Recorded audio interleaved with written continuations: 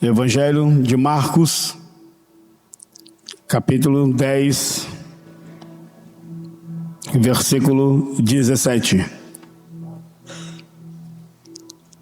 A palavra de Deus diz assim: pondo-se Jesus a caminho, um homem correu ao seu encontro e, ajoelhando-se diante dele, perguntou-lhe: bom mestre, que farei para herdar a vida eterna? Ninguém é bom a não ser um, que é Deus. Você conhece os mandamentos? Não matarás, não cometerás adultério, não furtarás, não dê falso testemunho, não defraude ninguém, honre teu pai e também a tua mãe. Então aquele homem respondeu: mestre, tudo isso eu tenho observado desde a minha juventude. E Jesus, olhando para ele com amor, ele disse: somente uma coisa te falta. Vai, vende tudo o que tens, dê o dinheiro aos pobres, e você terá um tesouro no céu. Depois, vem e segue-me. Ele, porém, contrariado com esta palavra, retirou-se triste, porque ele era dono de muitas propriedades. Amém. Deixe sua Bíblia aberta. Feche teus olhos agora um pouquinho. Em nome de Jesus. Senhor, nós queremos te agradecer, te louvar pela tua graça, pela tua bondade. Cada um que aqui entrou neste lugar, já temos louvado o teu nome através de cânticos, de louvores. É o Senhor que nos dá a graça de chegarmos até aqui com saúde, com vida. E agora queremos ouvir a tua palavra mais um domingo, Senhor. Esse mês que se inicia, essa primeira pregação do mês de agosto, que nós estaremos vivendo ele. Te agradecemos pelos meses que já passaram e que podemos dizer até aqui o Senhor tem nos ajudado. E pelos meses que estão chegando, como o mês de agosto, e nós queremos entregar tudo nas tuas mãos.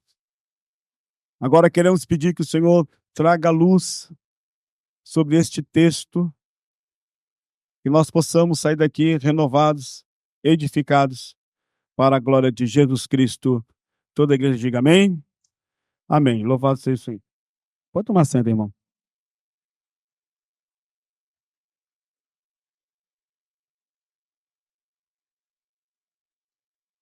Primeiro, sou grato a Deus, porque na segunda-feira nós tivemos um encontro aqui com os nossos adolescentes, as meninas, no caso, e tivemos um tempo importante de reflexão sobre a palavra de Deus, de estudo, sobre alguns temas do livro de Apocalipse, e foi muito bom poder compartilhar com aquelas adolescentes de até 13 anos, de 10 a 13, 14 anos, a palavra do Senhor. E na quarta-feira nós tivemos um culto aqui tão importante para os homens. Isso aqui estava cheio de homens aqui neste lugar.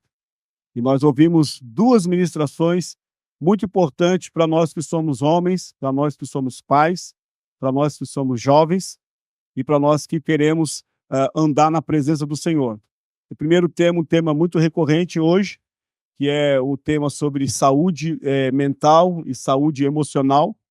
Quem ministrou foi o Dr. Jefferson, ele é médico, psiquiatra, e ele trouxe uma palavra muito importante para nós, do ponto de vista que temos que cuidar da nossa vida, não só espiritual, mas também da nossa vida fisiológica, da nossa vida mental, cognitiva. Então, a saúde emocional e psíquica é uma coisa muito importante e foi falado aqui, inclusive, vocês viram aqui o Vitor falando que nós temos um canal no YouTube, onde todas as pregações da igreja, todas as pessoas que sobem nesse púlpito aqui para pregar, lá está as pregações que você pode acessar, vai lá no YouTube, coloca ADI e tal, se marca lá e você pode compartilhar também essas mensagens que estão sendo pregadas aqui para os seus amigos, para outras pessoas e para você mesmo ouvir em casa, ser edificado e renovado pela mídia aqui da igreja. E a segunda palestra foi pelo Carlos, que é um empresário também aqui da nossa igreja, que trabalhou sobre a questão da importância que nós temos uma vida onde a saúde financeira é importante. A saúde financeira é importante no lar, é importante na empresa, é importante na igreja, é importante em qualquer lugar, né? Nós precisamos ter esses bolsões de entendimento sobre o que Deus pensa sobre o dinheiro, sobre a nossa saúde financeira. Então, foi algo muito importante, né? E todo mês nós temos esses encontros com os homens, como quarta-feira agora vai ter o encontro de mulheres, um café para mulheres, onde vai ser refletido temas importantes. Então, você, irmã, é tempo de a igreja precisar profundamente das mulheres na igreja.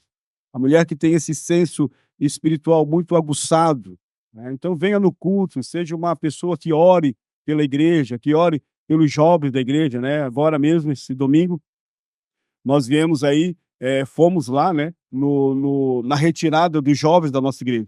E desde sexta-feira até hoje estavam retirados lá na praia de Itapirubá, louvando ao Senhor, ouvindo a palavra do Senhor, né, aquela gentarada de jovens, né, pessoas que estão buscando a Deus, né? Então, nós estamos nesse mover do Espírito Santo, Deus agindo aqui na nossa igreja. Nós queremos que todos vocês sejam partícipes desse mover de Deus, né? Então, ore pelos pastores, ore pelos presbíteros, ore pelos missionários, pelos professores da escola bíblica dominical, ore por aquilo que Deus está realizando na igreja. Nós precisamos muito da participação de vocês. Não negocie culto de domingo, não negocie a sua vida espiritual por conta de tantas coisas que tem lá fora. Pelo contrário, seja um cristão, um homem de Deus, fiel, uma mulher de Deus, sensata, para que o nome do Senhor seja glorificado em nome de Jesus Cristo. Orando ao Senhor, Deus me deu essa palavra, já preguei muitas vezes de diversos ângulos esse texto do jovem rico, né, de diversas maneiras, né? Mas nesse domingo eu queria trabalhar um pouco com os irmãos sobre esse tema e que eu coloquei aqui, o jovem rico, a ilusão de uma vida de ilusão deste jovem. O escritor do livro de Eclesiastes, ele afirma, dizendo que a vida sem Deus, ela é uma ilusão. Então, o escritor ao Eclesiastes, ele diz que tudo nessa vida, presta atenção, tudo é vaidade. É como correr atrás do vento. Então, ele está falando para nós que tudo nessa vida é um vácuo, bolas de sabão, que é um vácuo, ao mesmo tempo que ela se forma, que brilha, ela no sol, quando a gente era criança que soltava, quando você vai pegar, você não consegue pegar. Porque é vaidade, é o vácuo, né? Da onde vem o mesmo termo da palavra Abel. Então, o escritor ele fala sobre isso, sobre a nossa vida. É uma vida de brevidade, é uma vida rápida, por isso que temos que saber escolher de forma sensata, cognitiva, inteligente, espiritual, né, as nossas decisões. Nossas decisões influenciam profundamente a nossa vida e a vida de todos que estão ao nosso redor. De todos que estão ao nosso redor. Já o legislador Moisés, no Salmo 90, que é o salmo mais antigo, que sai da lavra de Moisés, ele diz que a nossa vida é como um conto ligeiro, ou, em outra tradução, como um breve pensamento. A nossa vida, a minha e a sua, E a dele também, porque quando ele escreveu isso aqui, ele já era um centenário. Moisés morreu com 120 anos de idade. Ele diz: sabe de uma coisa? A vida é breve. A nossa vida, ela é como um breve pensamento. E ele afirma, dizendo tudo isso, ele diz assim: porque tudo passa rapidamente. E nós, diz ele, nós, eu, você, todos estão aqui, e nós voamos, disse Moisés. A vida passa rápida. Quando você vê, passou. Quando você vê, seu filho cresceu. Quando você vê, os cabelos brancos chegaram. Quando você vê, as coisas já aconteceram e escaparam entre suas mãos. Porque tudo passa rapidamente. É um processo esmagador, cronológico. Que não tem como nós estabelecer leis de estacas. Não tem. Tudo passa. Tudo acaba. Inclusive, essa palavra, tudo passa, né? Está aí sendo até, como é que o pessoal faz? Tatuagem. E vários artistas eles estão colocando isso. Tudo passa. Tudo passa rapidamente. A juventude passa. A nossa vida passa. E o Moisés está ciente disso, ele tem 120 anos, e ele fala sobre isso. E por que ele quer falar isso? E por que eu estou falando isso para depois chegar no texto? Porque nós precisamos tomar decisões claras na nossa vida. Nós precisamos ser orientados pelo Espírito Santo de Deus.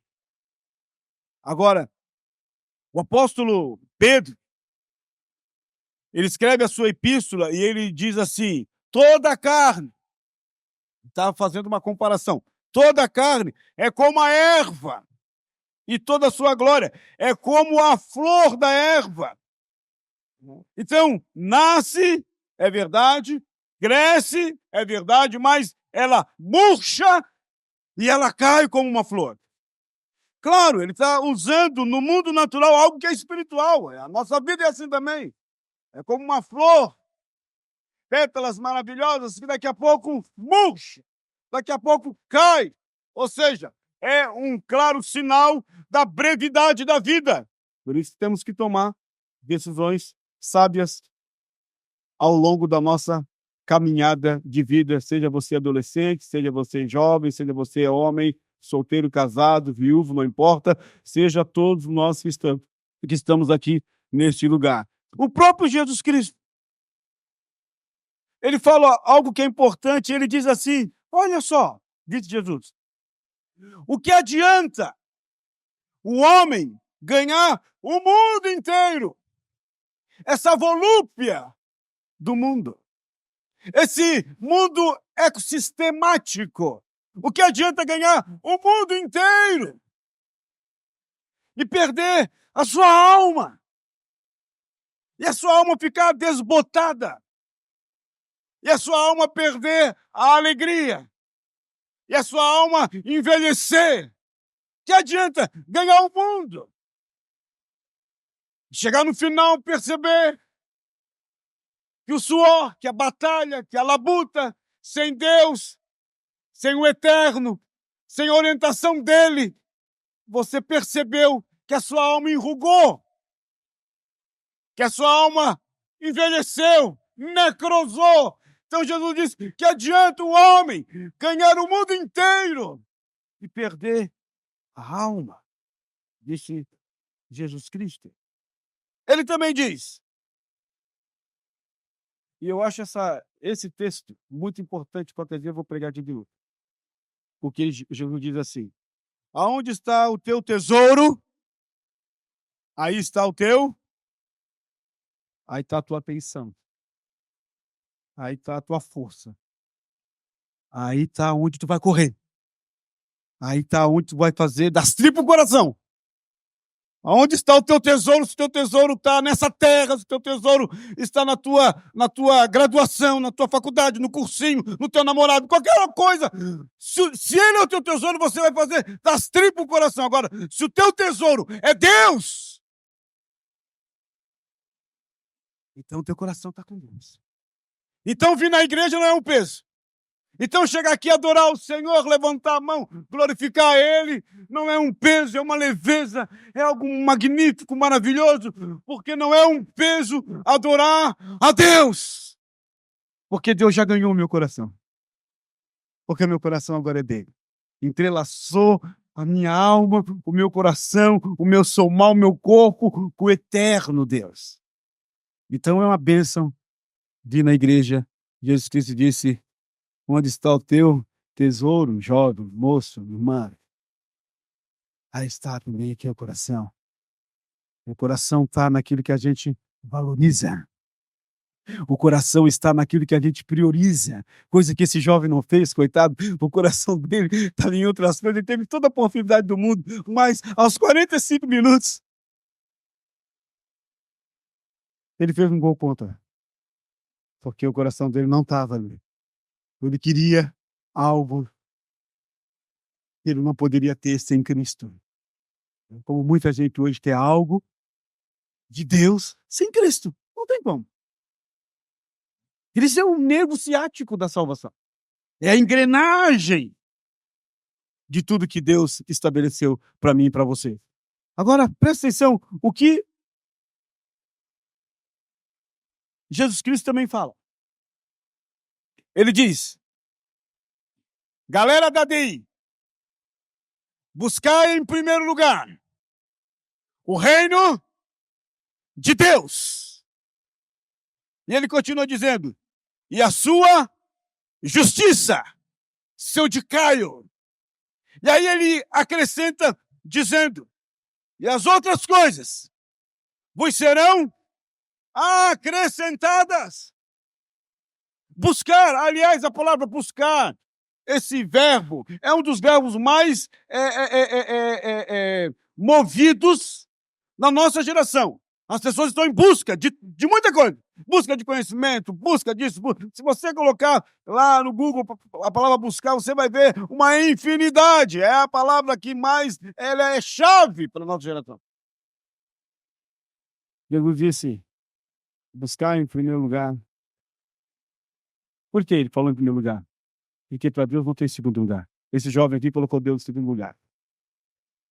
Para Deus não tem terceiro lugar. Ou ele é tudo, ou ele não é nada. Então, buscar em primeiro lugar o Basileia Postes, o reino de Deus e a sua justiça. E as outras coisas vos serão acrescentadas, disse Jesus. Aí vem o apóstolo Paulo e arremata tudo isso que eu estou falando aqui numa agonia. Parece que ele está agoniado. 1 Coríntios, capítulo 15, há uma agonia no coração do apóstolo.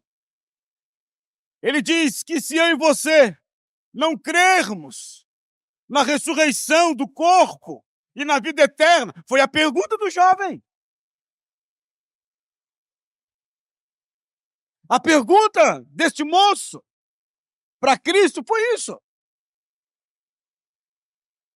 O apóstolo Paulo,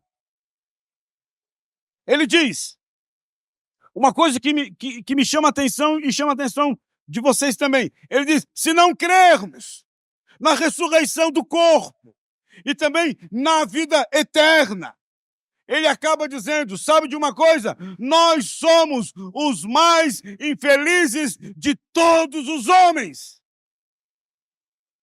Se a gente acha que a nossa vida está só debaixo dessa calota, desse universo criado por Deus, que nós somos trausentes daqui de um lado para o outro, que a gente não tem esse espigão da esperança escatológica, que a gente não tem esse espigão da volta do divino, do Cristo, do eterno, do alfa, do ômega, daquele que é a ressurreição absoluta.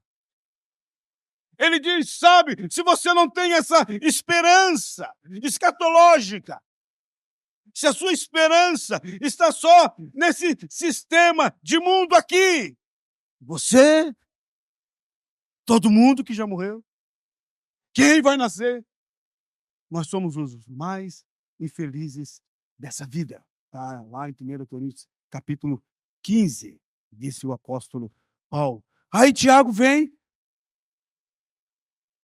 e diz para mim e para você, ele pergunta, o que é a nossa vida? Esse jovem aqui perguntou para Jesus: o que eu vou fazer para herdar a vida eterna?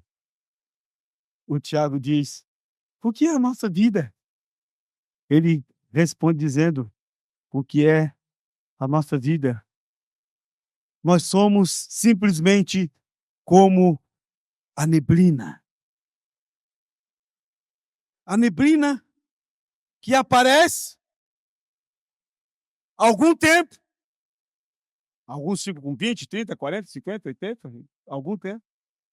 Mas depois ela se dissipa. Ela acaba. O profeta Isaías, já vou entrar no texto aqui, fazendo um corte com todos esses aqui que eu estou lendo. O profeta Isaías, na sua profecia, ele foi um profeta messiânico. Ele foi o profeta que mais falou de Jesus Cristo, do Messias. Ele foi o profeta messiânico. 700 anos antes de Jesus nascer, o Isaías já bradava que Cristo ia nascer. Capítulo 9, capítulo 53, enfim, falando sobre o servo, falando de várias coisas magníficas e maravilhosas que o profeta Isaías, aquele profeta que teve uma durabilidade, né, um ministério longo, já falava. Mas ele fala uma coisa que me chama a atenção, porque ele diz assim, ó, ele brada dizendo sobre a finitude humana e sobre o orgulho mofado e fétido do ser humano. O que foi que está acontecendo com esse jovem aqui? Ele é orgulhoso. Na essência dele, há um orgulho ali. Que Cristo vai tentar, pelas beiradas, vai tentar caçar ele. Mas ele fica firme, ereto, não se dobra. Ele quer o que ele quer, mas ele quer o que ele quer sem Cristo. Ele quer a felicidade, mas sem Deus. Ele quer a vida eterna, mas sem o eterno Deus. Que tem que ser. Então, o profeta Isaías, ele diz assim, sobre a nossa vida: seca-se a erva, caem-se as flores, soprando nelas o hálito do Senhor. Na verdade, diz o profeta, o povo, eu e você, todo mundo aqui, na verdade o povo é erva, seca-se a erva, cai a sua flor, tudo acaba. Aí ele condiz dizendo, mas a palavra do nosso Deus permanece para sempre. Tudo murcha, tudo acaba, tudo desaba. Mas a palavra de Deus, ela permanece para sempre. E Cristo falou, se as minhas palavras estiverem aí, dentro da cachola do teu coração, eu e o Pai, entraremos aí e faremos em você morada. Era para ter um glória mais alto. Ele disse, se as minhas palavras, são palavras eternas que não acabam, estiver dentro do teu coração, eu e o Pai entraremos aí e faremos em você morada.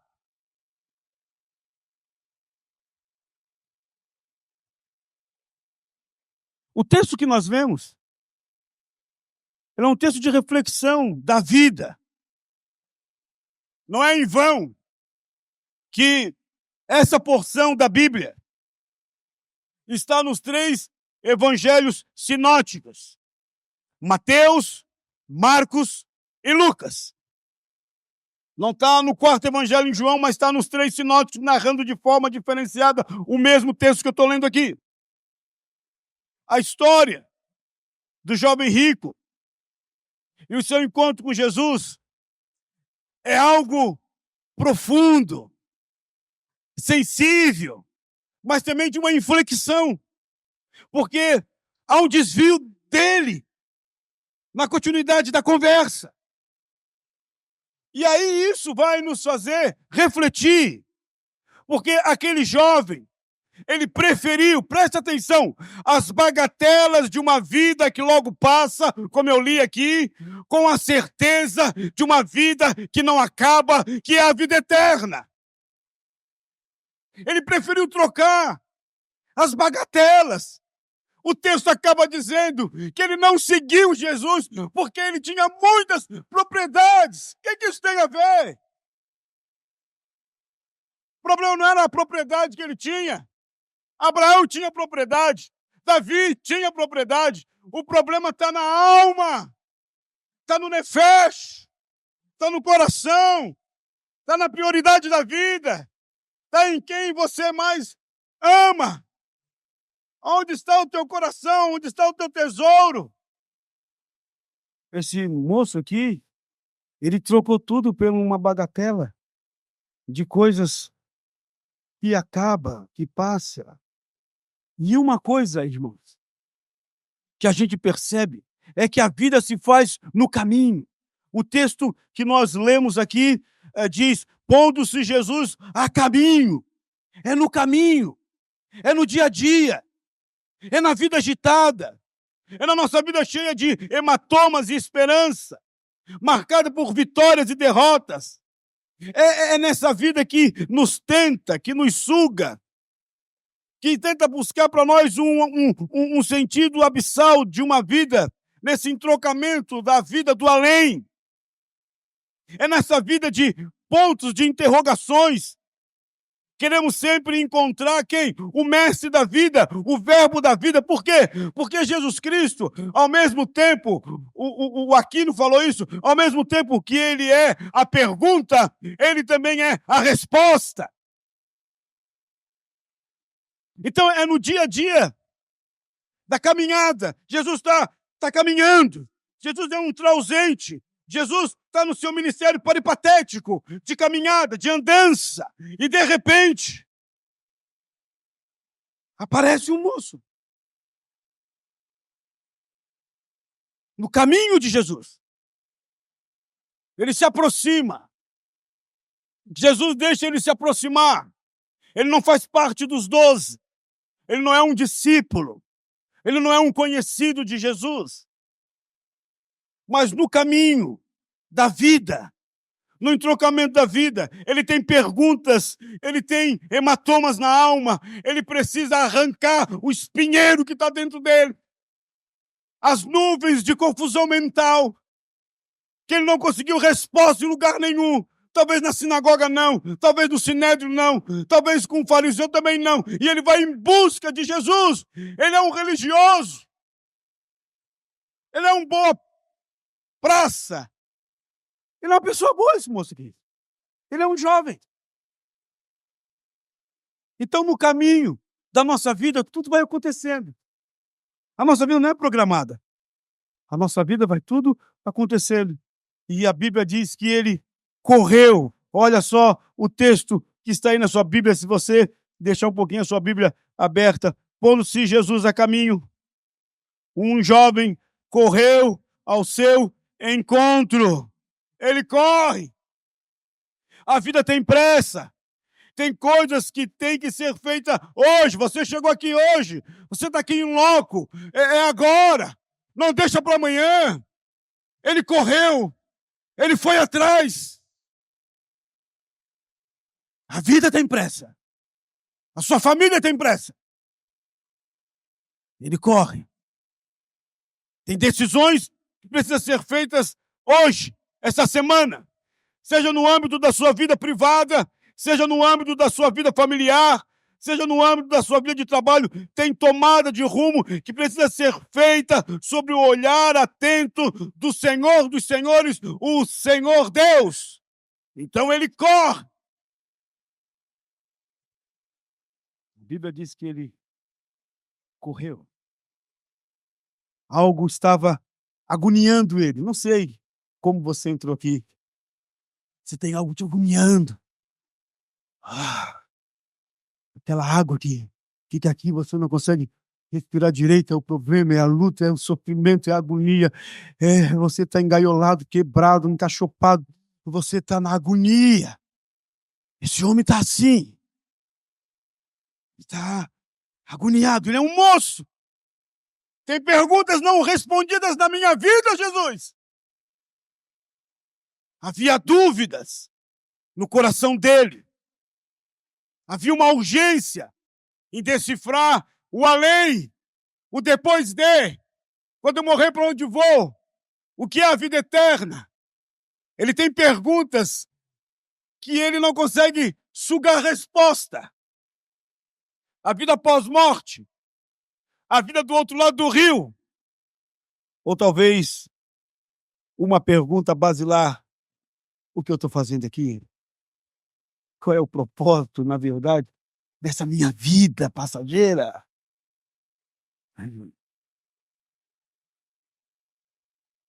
Interessante que o nosso Deus é diferente dos deuses do panteão, seja ele babilônico, seja ele o panteão greco-romano, e os deuses do panteão que têm emoções como homens têm. Os Zeus, os titãs, a mitologia grega narrada por Homero, os deuses que ficam irritados,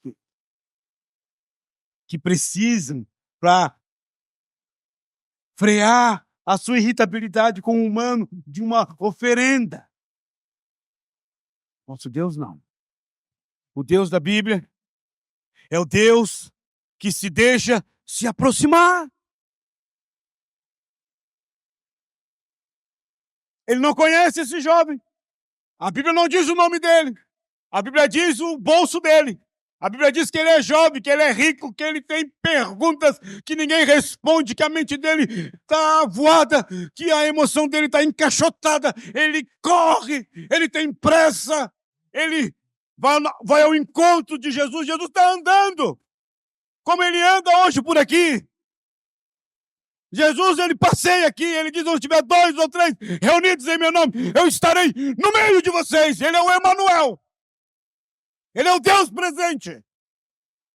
Ele não é o Deus que está lá no panteão, longe, distante, não. Ele é o Deus que está aqui. Ele se aproxima. E ele deixa este jovem se aproximar. No Monte Sinai, quando Moisés subiu no monte, Deus falou para Moisés: ninguém pode se aproximar desse monte. Quem tocar nesse monte, morre. Só você vai subir, Moisés. E aí a gente vê relâmpagos, fumaça, a glória de Deus e o Moisés envolto sobre tudo aquilo e todo mundo lá embaixo. O que está acontecendo? E Moisés está dentro, parece, da eternidade de Deus. 40 dias ele fica lá, depois desce com o decálogo. Mas aqui não. Aqui Jesus é Deus. Aqui Jesus deixa ele se aproximar. Não tem relâmpagos, não tem trovoadas, não tem fumaça, não tem nada. Tem ali a graça, a misericórdia de Deus se esparramando sobre os pés, sobre a perna, o pescoço, o coração daquele jovem.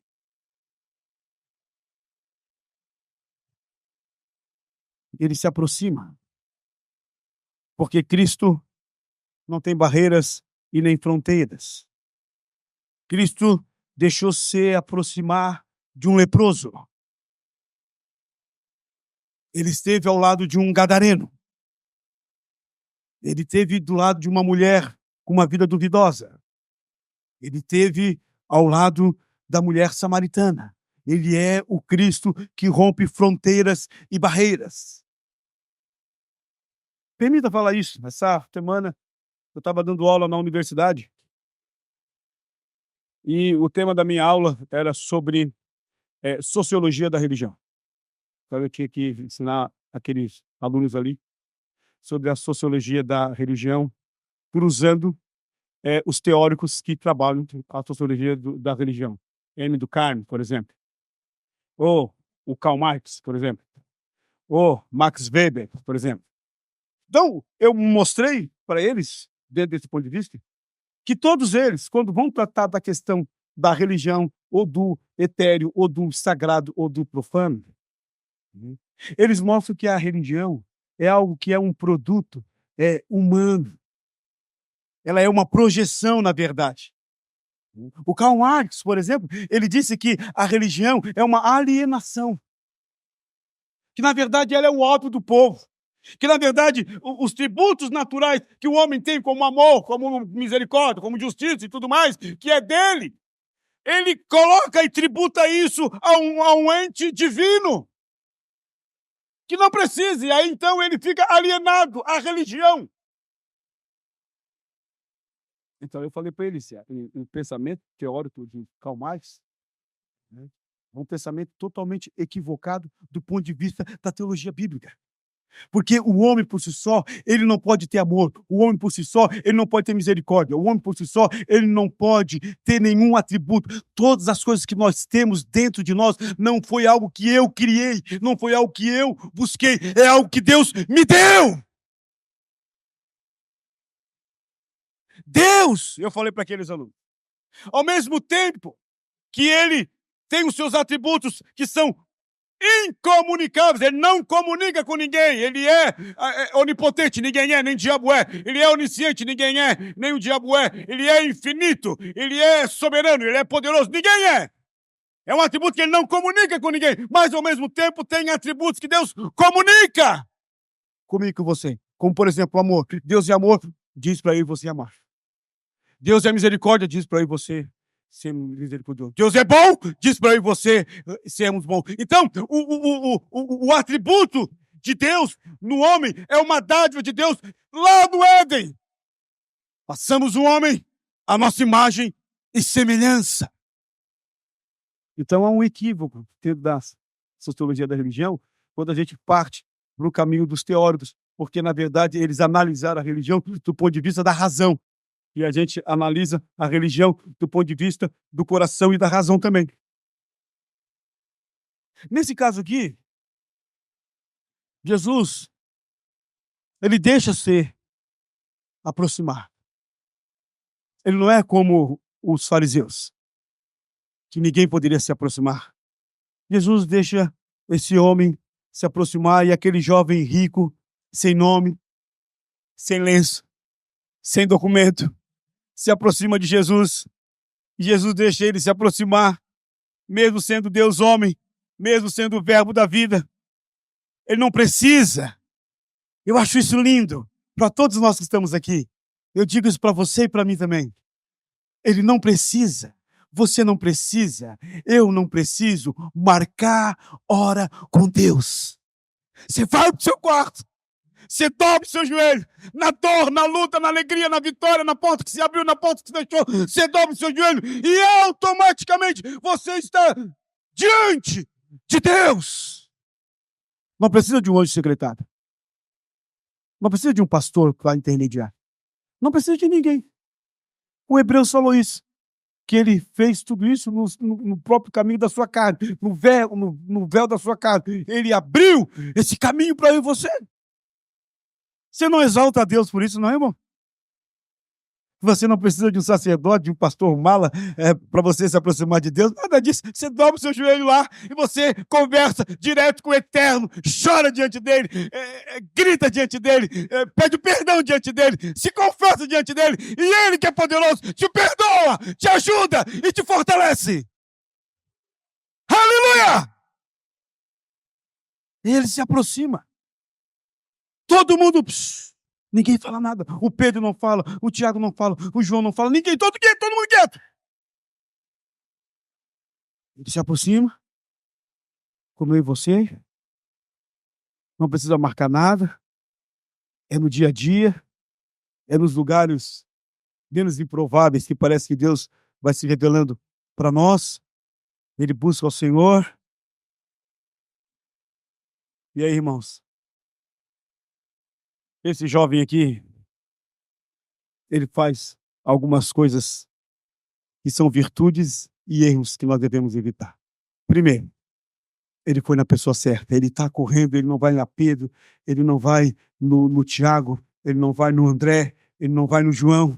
Não, ele vai direto naquele que pode resolver os nossos problemas, naquele que conhece você por dentro e por fora, naquele que conhece a tua lágrima e a tua dor, naquele que está aqui neste lugar. Ele vai direto a Cristo. E chegando em Cristo, ele teve a atitude certa. Ele fez a pergunta certa. Então ele foi na pessoa certa. Ele teve a atitude certa.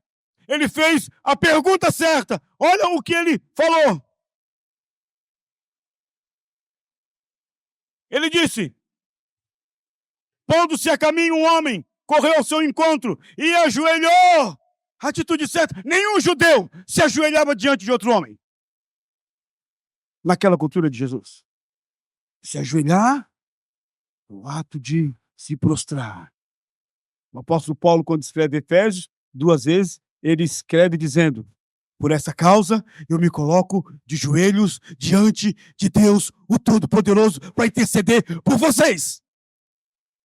Paulo nunca se colocou de joelhos diante de homens, nem de Gamaliel.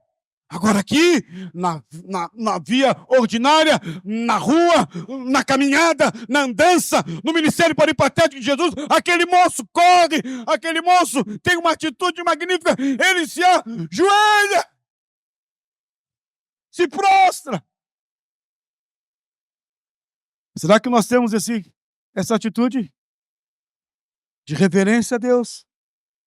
Do nosso coração está quebrantado, prostrado, por exemplo, agora, enquanto a pregação está sendo pregada. Será que o nosso coração está aqui ou a nossa mente está voando, igual o cavalo chucro lá no campo da eira?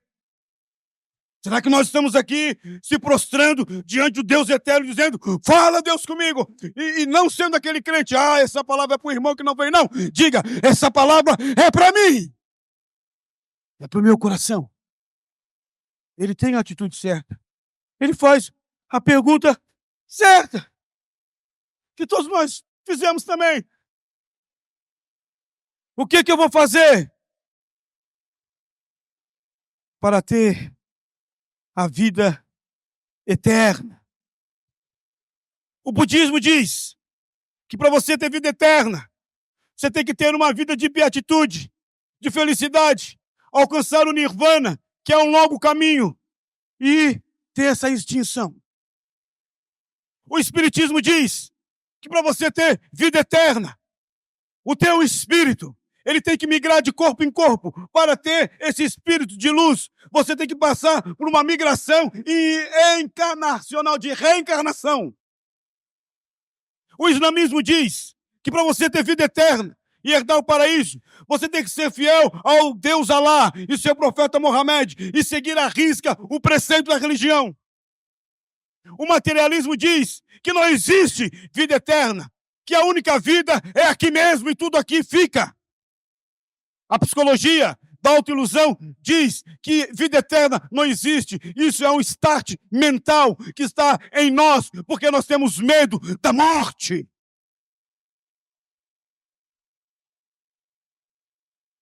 Ele diz para Jesus: o que eu vou fazer para herdar a vida eterna?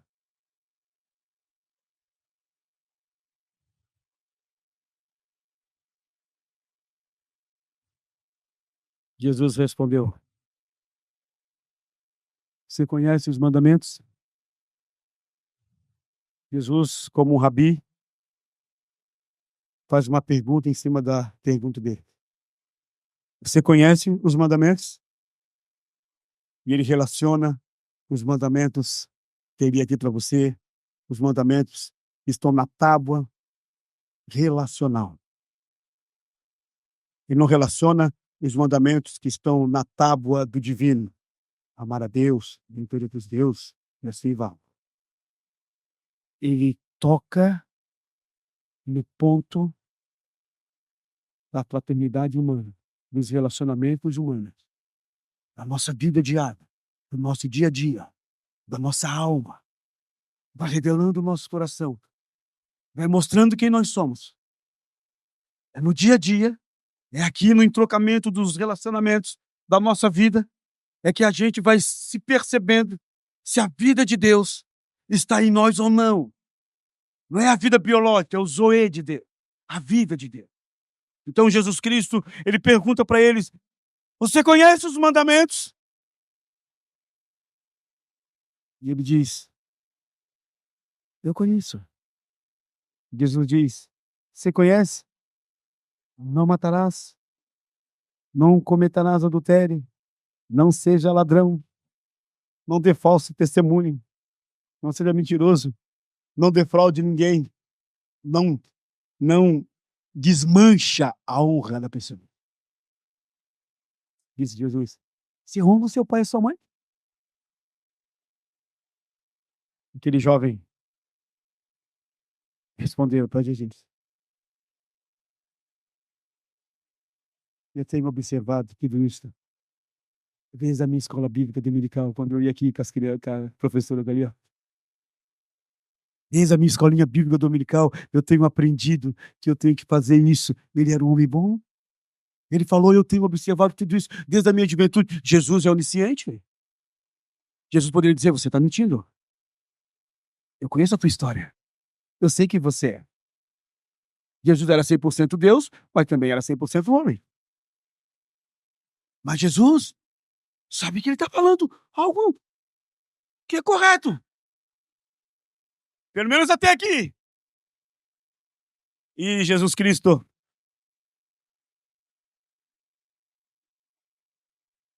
verso 21, eu acho tão lindo.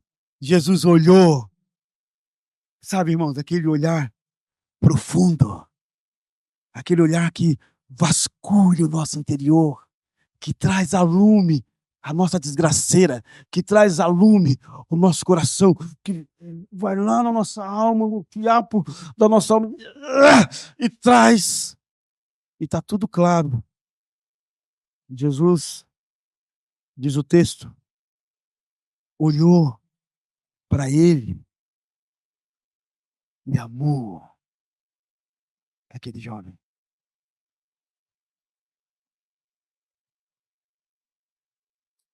Deixa eu falar uma coisa para você. Parece ser, como é que é? Jogar água, não, ditado, agora esqueci. Não, é molhado, chover no molhado. Parece que é chover no molhado. Mas quero falar uma coisa para você. Deus te ama. Eu sei que você não ia dar um amém muito forte. Você falasse assim, ó, Deus vai te enriquecer. Ah! Deus vai te dar um carro. Aí eu digo, a coisa mais profunda que fez Deus sair do céu e ir para a cruz, ou você não glorifica, mas eu vou dizer de novo. Deus te ama. Karl Barth, o maior teólogo do século XX, suíço, quando esteve ensinando seus alunos de teologia, ele escreveu uma gama de livros teológicos. E perguntaram para ele, dentro da sua pesquisa, da sua análise, da sua exegese, da sua teologia dogmática, enfim, milhares e milhares de tomos que você escreveu, que até para a gente ler é uma complicaceira. O que você, de mais importante, descobriu nos seus estudos? E aí aquele teólogo antigo, ele canta uma música de criança. Uma música de criança é, sabe o que eu mais descobri? É que Jesus me ama. Eles achavam que ele ia fazer uma apologética, uma hermenêutica, uma exegese, uma teologia dogmática, historial, enfim, todo esse campo acadêmico. Ele disse, não, deixa isso para trás. Jesus me ama. Não importa quem você é. Não importa como você está. A Bíblia diz que quando Jesus olhou para aquele moço, cheio de autojustificação, cheio de razão, cheio de resposta na ponta da língua, tudo decorado, tudo certinho. Jesus olha para ele e Jesus ama. Amar cura. Por isso que a Bíblia diz que Deus não tem amor. Deus é amor, ele é a essência. Nós temos amor. Mas Deus não tem amor. Deus é amor. Se arrancar pedaço de Deus, sai amor por tudo quanto é canto. Deus é amor. E Jesus olha e ama. Ele olha você que entrou aqui, você que está lá atrás, né? O pessoal fizeram um melezinho comigo aí, né? Você que está lá atrás, aqui no meio, aqui na frente, pode ver que eu já não falo mais esse negócio. Não é? Que fizeram um meme lá comigo, com o dedo aqui, eu quero orar para Deus abençoar depois quem fez. Não, estou brincando, mas agora eu vou pegar esse meme. Você que está lá atrás, aqui no meio, aqui na frente, Jesus te ama. Jesus conhece o teu coração. Jesus conhece a tua dor, os hematomas da alma, a crise psíquica, a exaustão física. Ele é o Deus que ama. Ele amou aquele jovem. E aí, irmãos?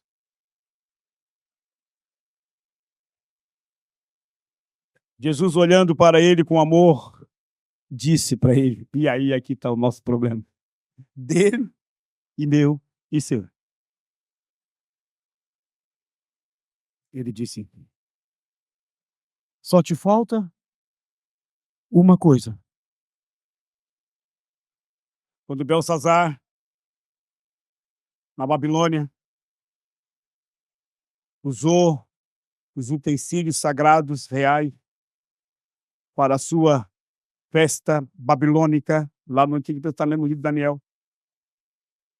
Quando ele está ali com seus pares, a Bíblia diz que uma mão aparece sem braço, só a mão na parede e escreve Mene, Mene, Tekel Parsim. A Bíblia diz que ele começou a olhar aquilo, ele começou a se tremer todo. Ele diz, mas o que você me fez? Isso aí não era mais que isso aí, né? Que vivência é essa? Ele chama Daniel, e profeta. E Daniel diz para ele, pesado foste na balança de Deus e encontrado em falta na vida. Nessa noite, Deus está tirando o teu reino e dando para o Ciro, para o Medo e Persa, Síria.